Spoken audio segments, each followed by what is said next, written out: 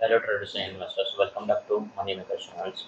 Myself Sachin Dev ने आज के वीडियो में अपन चेक करने वाले निफ्टी और बैंक निफ्टी के लेवल्स और दो स्टॉक्स है जो अपने को रडार पे रखने चाहिए।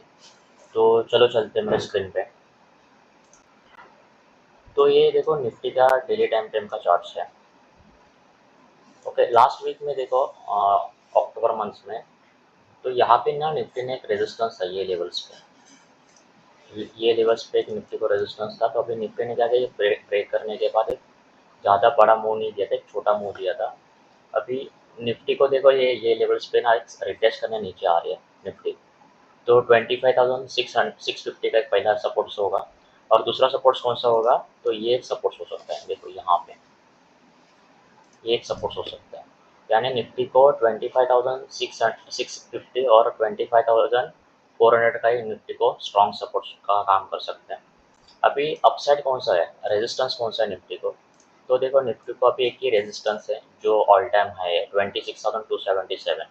यहाँ से निफ्टी यहाँ तक आएगी नीचे, ये लेवल्स तक है। तो देखो अभी निफ्टी ब्रेकआउट के पहले क्या कर सकती है, तो यहाँ पे कुछ टाइम स्पेंड कर सकती है, 15-20 दिन, महीना भर भी टाइम स्पेंड कर सकती है। तो नेक्स्ट 1 और 2 वीक्स में निफ्टी क्या करेगी, ये लेवल्स को रिस्पेक्ट कर सकती है। कोई भी स्टॉक्स को ब्रेकआउट देना होता है या चलना होता है, इंडेक्स को चलना होता है, तो क्या कर सकते हैं कि वो ब्रेकआउट के पहले टाइम स्पेंड करेंगे या कंसिडर करेंगे 3 महीना, 6 महीना, साल भर, 1.5 साल के लिए। जितना बड़ा कंसोलिडेशन उतना बड़ा अपना अपसाइड मिल सकता है स्टॉक्स में या इंडेक्स में। अभी वही निफ्टी में और निफ्टी में हो सकता है। निफ्टी देखो अभी क्या करेगी, ये लेवल्स को रिस्पेक्ट कर सकती है, 25,400 और 26,100। ये रेंज में ट्रेड करने के बाद ही निफ्टी में बड़ा मूव आ सकता है अपसाइड में वगैरह। ओके, अभी देखो निफ्टी को दूसरा सपोर्ट्स कौन सा आ रहा है, मेजर सपोर्ट्स है। एक ट्रेंड लाइन मैंने ड्रॉ किया है, तो इसने यहाँ पे एक रिस्पेक्ट किया है, यहाँ पे एक रिस्पेक्ट किया है। तो निफ्टी को मेजर सपोर्ट्स है 24,698 का, तो ये एक सपोर्ट स्ट्रॉन्ग सपोर्ट्स का काम कर सकता है। अभी निफ्टी देखो, ये एक रेजिस्टेंस है निफ्टी को, यही एक स्मॉल रेजिस्टेंस है। और उसके ब्रेक करने के पहले निफ्टी ना यहाँ पे टाइम स्पेंड करने के बाद ही ऊपर चल सकती है। अभी अपसाइड में टारगेट कौन सा आ सकता है, एक अपसाइड का टारगेट चेक कर लेते हैं, उसको मैं वीकली टाइम फ्रेम में लेके आता तो पता चलेगा। अभी निफ्टी ने ऑल टाइम हाई ब्रेक कर, यहाँ पे एक रेजिस्टेंस था, उसके बाद निफ्टी ने कम से कम 15 to 16% का करेक्शन दिया था यहाँ तक, राइट, 17% का करेक्शन दिया था। अभी निफ्टी ये लेवल्स ब्रेक कर दे, 26,277 का हाई ब्रेक करने के बाद क्लोजिंग भी स्ट्रॉन्ग देती है। तो निफ्टी को क्या करेंगे कि यहाँ से लेके यहाँ तक रेंज कैलकुलेट करेंगे और ब्रेकआउट के बाद उसको ऐड करेंगे। तो निफ्टी को अपसाइड कौन सा आ रहा है, 30,800 के आसपास नेक्स्ट रेजिस्टेंस हो सकता है। तो निफ्टी का अपसाइड अभी भी 16 to 17% हो सकती है। तो देखो यहाँ तक निफ्टी जा सकती है अपसाइड में। ओके, तो ये ब्रेकआउट होना बहुत इंपॉर्टेंट है निफ्टी को, यहाँ से लेके यहाँ तक देखो 16-17% का करेक्शन अपसाइड मिल सकता है। मतलब निफ्टी ने जितना करेक्शन डाउन साइड में दिया उतना ही अपसाइड अपने को ब्रेकआउट के बाद मिल सकता है। तो ये लेवल्स बहुत इंपॉर्टेंट है निफ्टी के लिए। दूसरा है बैंक निफ्टी का चार्ट्स है। अभी बैंक निफ्टी को देखो, ये मैं डेली टाइम फ्रेम का चार्ट्स है, डिलीट कर देता हूँ।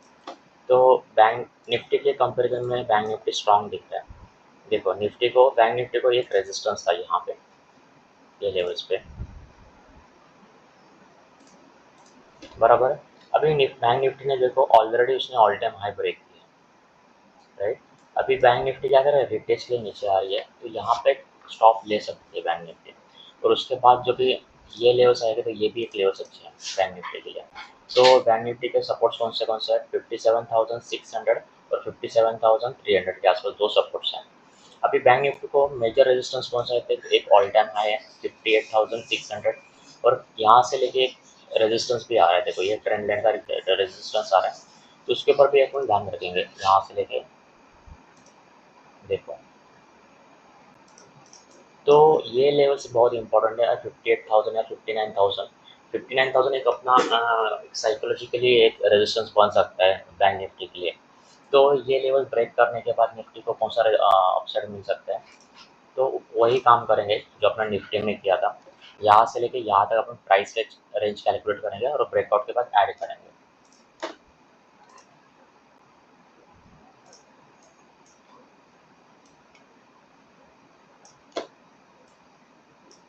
तो बैंक निफ्टी को 61,700 तक जा सकते हैं बैंक निफ्टी अपसाइड में। अभी इसमें कौन से बैंक चलेंगे पता है आपको?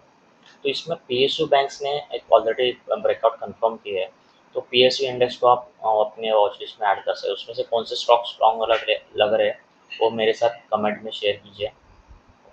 अभी देखो लास्ट वीक में एफ का डेटा चेक कर लेते हैं। तो एफ ने देखो क्या किया, अभी 27 को 55 करोड़ की सेलिंग किए थे।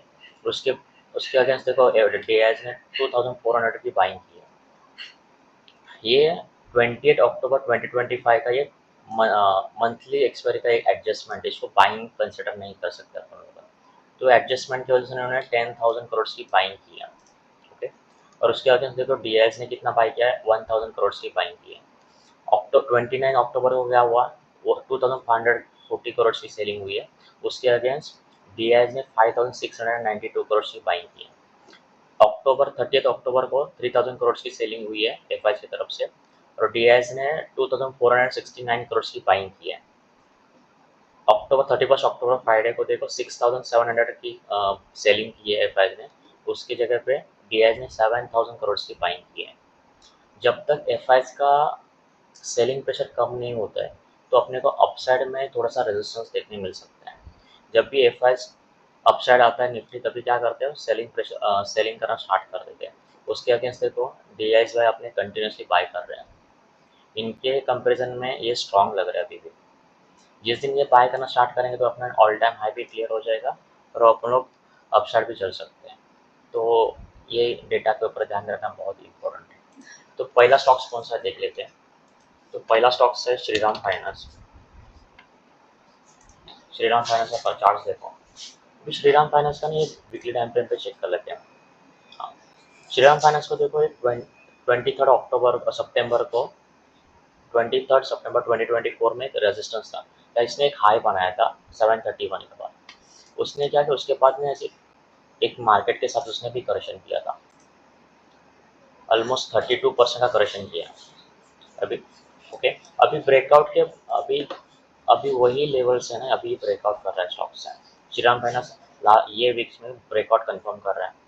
तो श्रीराम फाइनेंस को सपोर्ट्स कौन से देखो, तो एक सपोर्ट का काम कर सकता है, एक सपोर्ट का काम कर सकता है, जस्ट एक सपोर्ट का काम कर सकते हैं। यानी 730 और 710 के आसपास इसको स्ट्रॉन्ग सपोर्ट्स हैं। अभी अपसाइड कैसा रहेगा, ब्रेक यहाँ से उसने करेक्शन स्टार्ट किया था, यहाँ तक आया था, 32% का करेक्शन हुआ था। अभी क्या करेंगे, उसको रेंज कैलकुलेट करके ब्रेकआउट के बाद ऐड करेंगे। ओके, तो देखो इसको 960 950 के आसपास जा सकता है श्रीराम फाइनेंस है। इन केस ये लेवल्स ब्रेक करता है 675 तो स्टॉक्स वीक हो सकते हैं। तो एक अच्छा खासा एक स्ट्रॉन्ग ब्रेकआउट दिया है स्टॉक्स ने, ये आपके वॉच लिस्ट में आप ऐड कर सकते हैं। दूसरा है SBI. State bank of India भी सेम काम कर रहा है। देखो मैंने बोला था ना कि अपना पीएसयू इंडेक्स ब्रेकआउट कर रहा है, पीएसयू बैंक इंडेक्स, तो उसमें से ये एक स्ट्रॉन्ग लग रहा है। देखो यहाँ पे उसने लास्ट वीक में ब्रेकआउट कंफर्म किए हैं 918 के आसपास। तो एसबीआई को सपोर्ट्स कौन से आ रहे हैं, तो एक सपोर्ट्स हो सकता है 900 और 910 के आसपास एक सपोर्ट्स है। तो एक एसबीआई स्ट्रॉन्ग लग रहा है ब्रेकआउट चार्ट्स के ऊपर। अभी एसबीआई को अपसाइड कौन सा मिल सकता है, देखो यहाँ से उसने यहाँ तक करेक्शन किया था, उसके बाद ब्रेकआउट कर रहा है।